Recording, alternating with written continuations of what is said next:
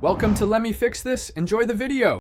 You start by confirming the essentials: instrument in tune and a key chosen. This prevents misleading intervals. Once done, pick the simplest scale pattern first, major or natural minor, and set a metronome to a comfortable speed. You also decide on a fingering or scale shape to use across the neck or keyboard. This creates consistency. Make sure to note scale degrees 1, 3, 5 so you can hear the tonal center as you play and stay oriented. You now layer technique onto the shape. Divide the scale into compact positions or boxes and practice each slowly. Once one box is fluent, connect it to the next so transitions are smooth. This eliminates gaps. Use rhythmic variations and add interval skips to build oral recognition. Play thirds, fourths, and octaves. Make sure to use a metronome and increase tempo in small steps. That preserves precision while improving speed. Keep repeating until muscle memory and pitch confidence align.